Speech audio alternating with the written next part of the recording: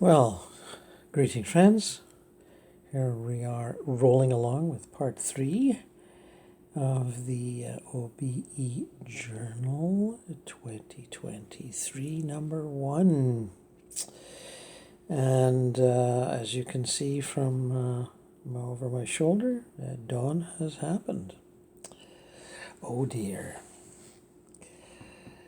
The eternal cycle of light and dark rolls on.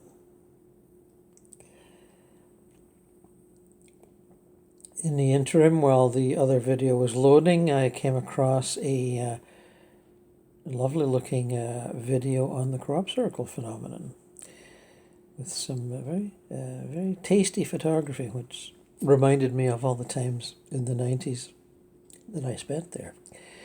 It was a great manifestation for me, and I totally embraced the whole phenomenon. I was over there several times and did all the usual stuff.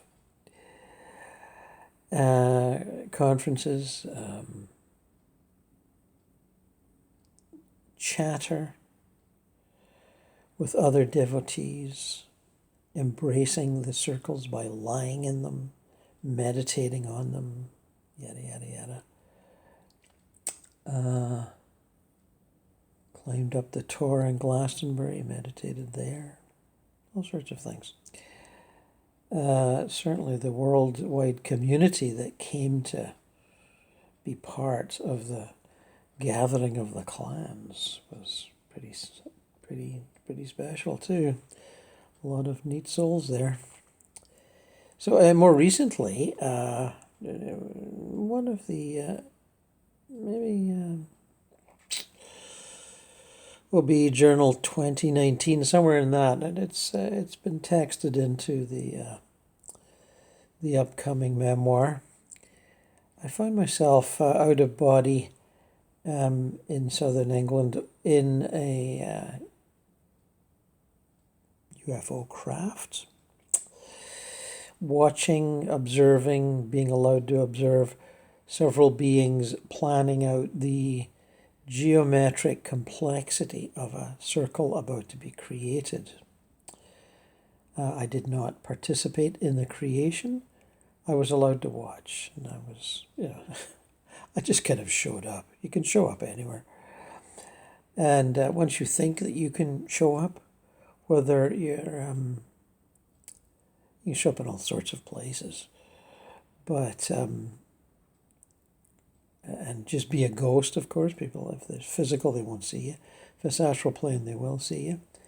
The UFOs are not physical. They're, I think they can sort of wink into the physical and wink back out. I think we know they can do that. But as they're traveling around, they're not physical. I'd say they're more etheric, but that's a matter for debate.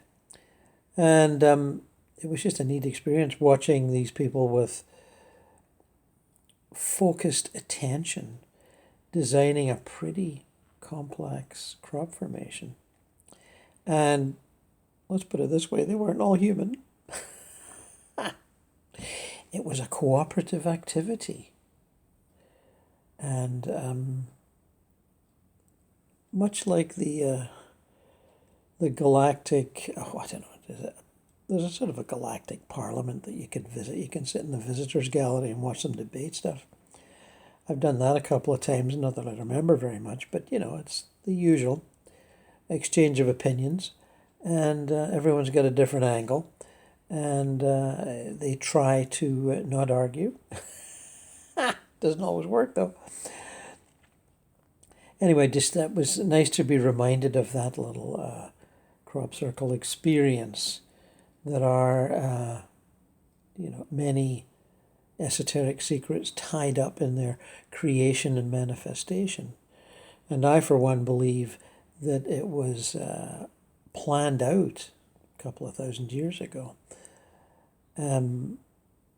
As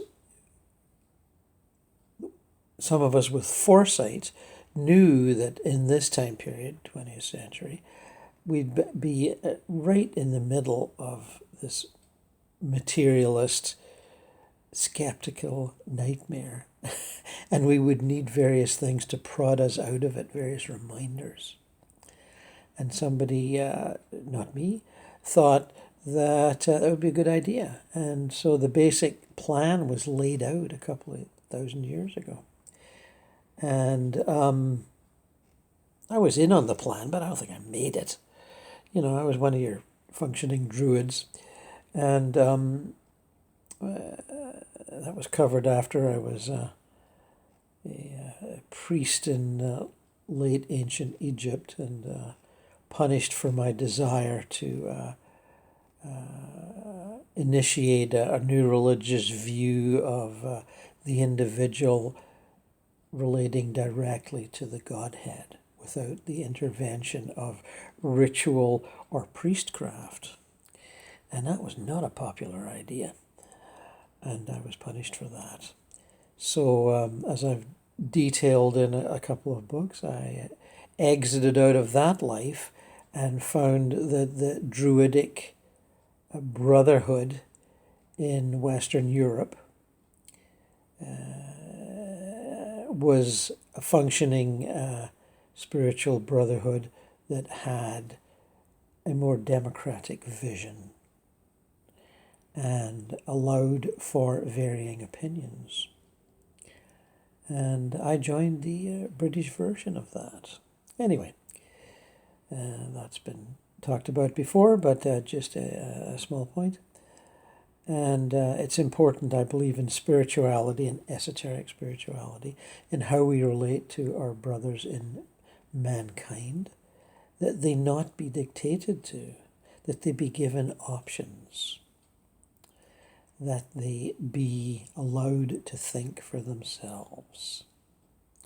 Of course, Catholic dogma sort of got in the way of that for 1,500 years or so. When one had to, you know, after the Druid thing, you came back a couple of hundred years later and joined a secret society and kept up with your studies and your relationships. But the secret societies were like the Rosicrucians and the Masons and earlier versions thereof, Illuminati types. They had to operate in secret, often in large country homes where privacy was assured.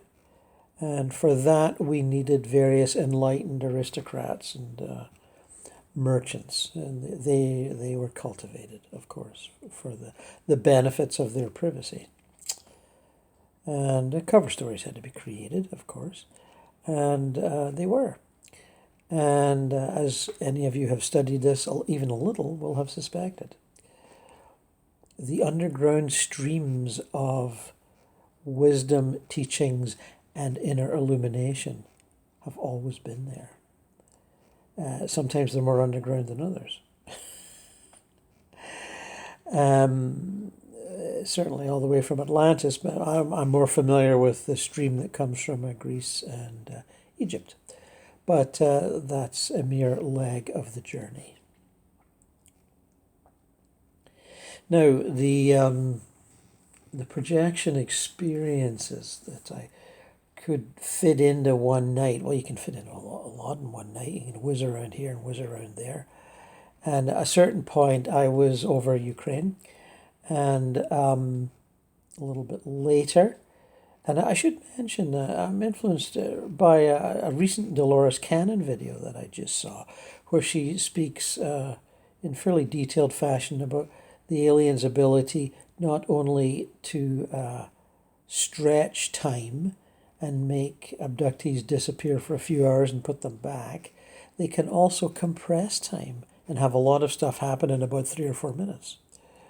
And I thought, oh yes, right, compressing time. That's one thing that can be done in your out-of-body travels at night. And it's like anything else, you'll learn how to do it. You won't do it at first, but you'll figure it out later, or somebody will show you. And just like you can figure out anything else, once you realize the freedoms that you have and can access. So there I was over Ukraine, looking around for the various wounded ghosts, the dead folk that wanted to hang around rather than go on to for their religious reward in the astral plane. Many of them are still very attached to the energies of the war and cannot move on.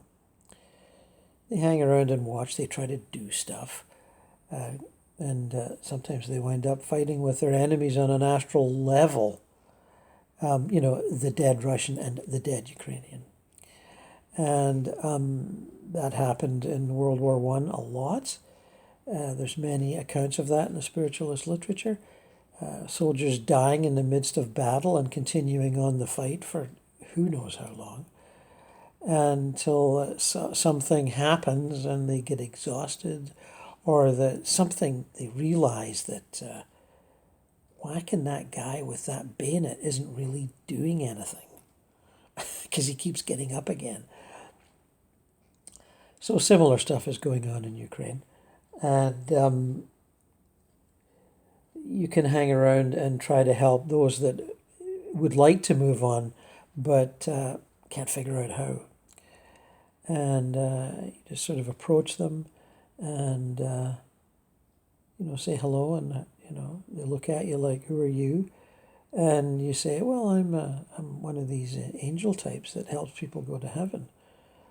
Or you can say, I'm a spirit guide. Or I'm someone who cares.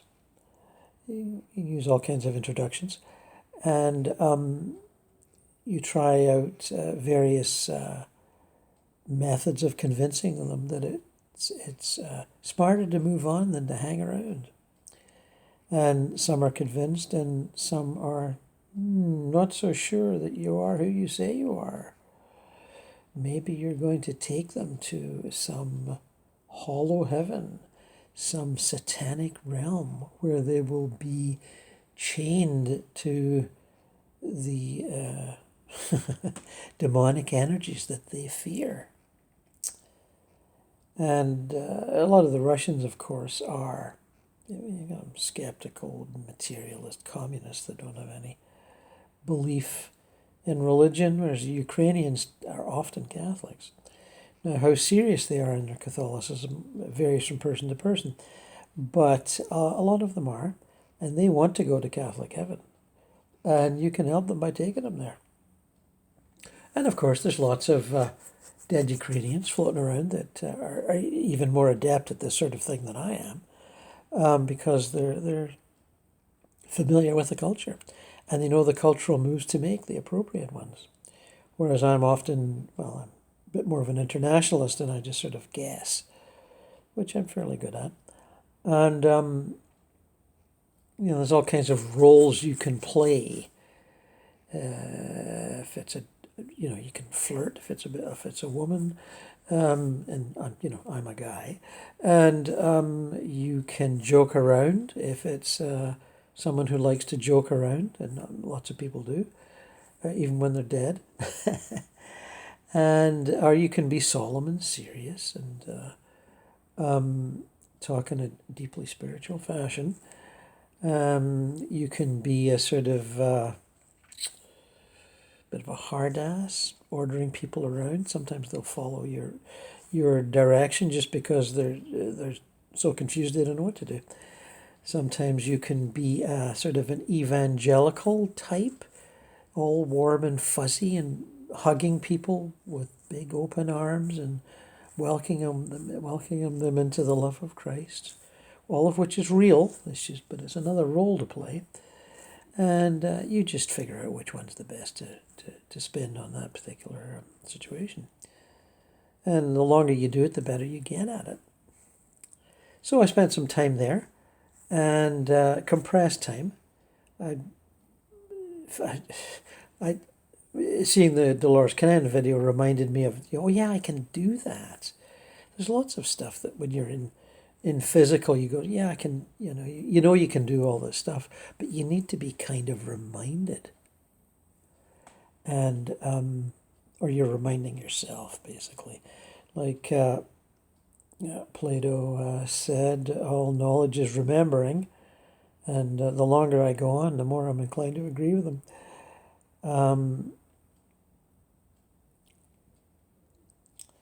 So, yes, I did that for a while, and then what happened?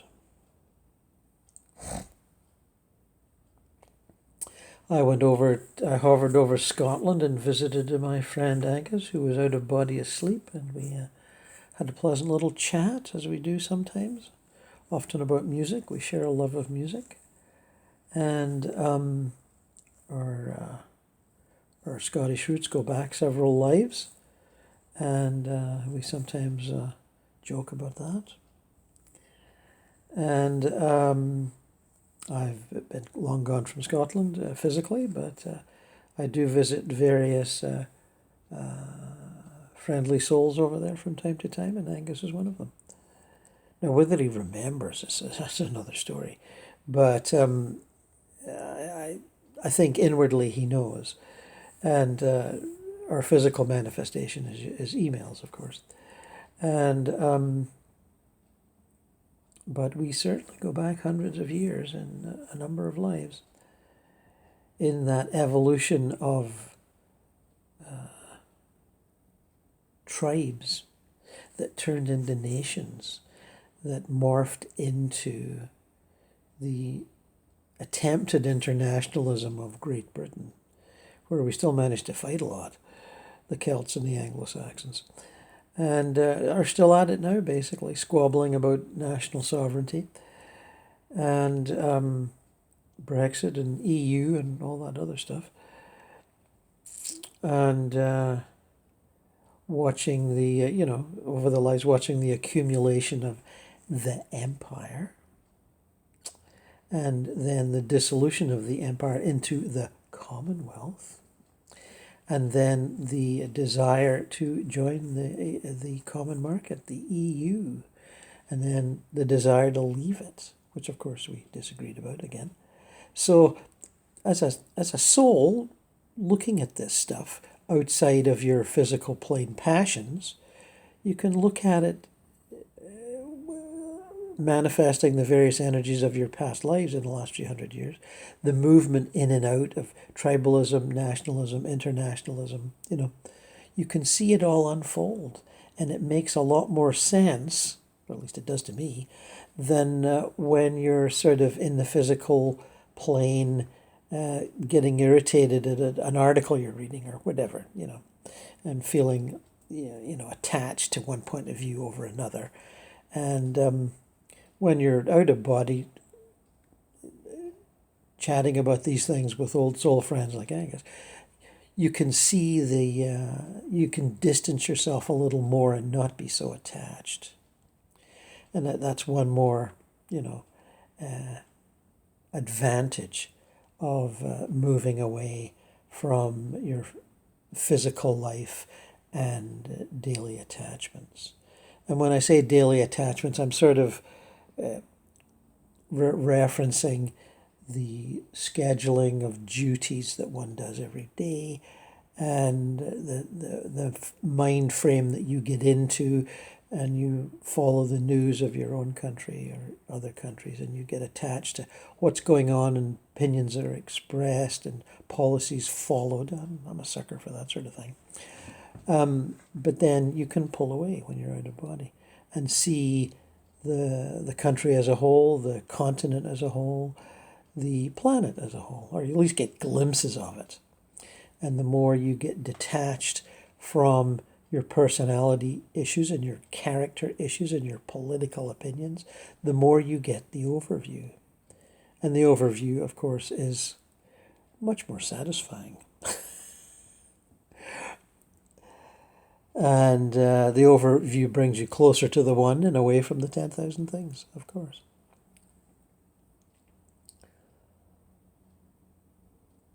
Who else did I chat up with? Let me see. I know there's something more to talk about. What is it?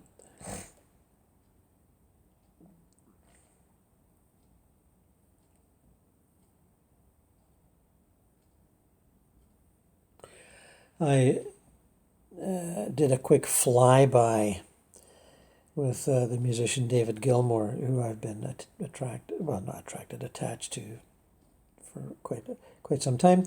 All of Pink Floyd, actually. Knew them before they were born. And I'm not responsible for the genius of their music, not at all. And I've interacted with David Gilmour astrally a number of times. He recognizes me there, but not here in the physical plane. And I think he's still a little pretty upset about Jeff Beck dying. He really admired Jeff Beck. And I haven't yet told him that I've contacted, if you're following the videos, I've contacted Jeff Beck after he passed. David's not quite open to that yet, although he might be one day. And as some of you may know, I contacted Richard Wright several times after he passed. And I have a fairly warm bonding with him. He seems to live in sort of the astral plane version of one of the Greek islands. At least he's there when I visit him. I'm not saying he stays there all the time. Nobody stays anywhere all the time, really. If you're, he goes yachting like he used to do on the physical plane. The only thing for a yachtsman that's better than yachting on the physical plane is yachting on the astral plane, as far as I can tell. There's lots of them. They just love it. The freedom of spirit that they experience is priceless to them, quite priceless. And they all have lovely yachts, of course. Now, I don't mean billionaire yachts. I mean things that you actually have to sail. But they're fairly, luxurious and comfortable. And is it it's not my responsibility to join the spirits of Gilmour and Wright, even though they were very close to each other in this world. They both have other concerns now, and I think Wright recognizes Gilmour's state of mind as being similar to his when he was physically alive. So he's not demanding. I think, does he visit him? I'm not sure. I don't probe that much. I think he does, but I think he certainly hovers around. He's done that, and stood behind Gilmour's back or shoulder at the side of the stage, enjoying the music of various concerts. And I don't think he either wants or knows how to manifest like an aggressive ghost bite. He just enjoys being there. And he certainly pursues his own musical activities in the astral plane, is involved in a number of projects, one of which seems to be a large orchestral work. And I'm not sure if it's a suite or a keyboard, like a suite featuring keyboards. And while I'm on the subject matter, I recall a couple, how many years ago? Last time I visited quickly with Ray Manzarek of The Doors, he was working on a keyboard concerto. He was actually writing it out on the paper. And I thought, don't they all do it on iPads now? But he seemed to have all that music sheet stuff out there, writing with a pen. I think he wanted to do it, like Bach did it or something. And I knew I'd been visiting him, and I just kind of dropped in where he lived, and he looked up from the desk and went, "Oh, hi, Gordon." I went, "Oh, I know him that well." And obviously I visit with musicians and artists. I'm very involved in that world, the arts world. And to derive great joy from that level of interaction. And I can assure you that almost all musicians that you might be mourning in their passing in the last few years, they're after an adjustment period, they're all very active. And I'm sure Beck's getting into gear. I bet you David Crosby is. I worked with him before he passed in terms of visiting him, and I knew he was going to pass in the next few months. I could sense it. And we talked about that. And he had this, great love for his wife and children, and was not in a hurry to leave out, and was enjoying the music he was making, as perhaps from the last 5-10 years, very much enjoying it. writing beautiful music as he ever had in his entire life. And I would guess, but do not know, that has continued. Inspiration flows. Let my inspiration flow. And it does. And let's see if I can, did I knock in on Crosby? I'm seeing the Gilmore thing, but Gilmore's not responding to me on this occasion. He's preoccupied with something. I don't really want to disturb him. But let's dash over to Crosby. Oh yeah, he's yeah. How did I know he'd be playing with Paul Kantner? How did I know that? I didn't. It must have happened before. They're working on some songs. Although, wait a minute, no. Kantner's been working on stuff, waiting for Crosby to get there. And it's kind of like, hey, I've started this one, what do you think? And a couple of acoustic guitars and harmonies. That's what I'm seeing. There's a bass player back there. I'm not sure who it is. Don't know everybody. And let's see, is there anyone else there? No, and they're pretty involved. I'm not going to disturb them, but I'm seeing them. And Crosby seems very fulfilled. Looks considerably younger. He's not like, oh, how does he look? 46, 50? Whereas, of course, Kantner's been passed on a while. He looks even younger. And they're just, I think they're doing more than reliving the glories of the countercultural music that they helped establish in the 60s and 70s and 80s. They're attempting to absorb the newer energies, for them, the newer energies of the astral plane, and Kantner's, I think, giving a few tips to Crosby. And yeah, that's what I'm getting. And I'm not, I can't describe the chord patterns they're using. They seem fairly conventional, but, with an edge of individuality for sure. But you could recognize, Crosby's always had some unique approaches to chord changes, and so has Kantner. And they're working on a bigger project, but they're doing a little, demo of a suite of songs, I think. And working away at that. And more power to them. And more power to us as we explore our greater selves. And I hope this 3-part video has been of use and amusement to you, and will encourage you in your own exploration and uncovering of what you are doing and forgetting, as most people are. Remember, we are multidimensional beings. We are not trapped on the physical plane, even though it might feel like it. We are more than we think we are. And with that, I will bid you all farewell.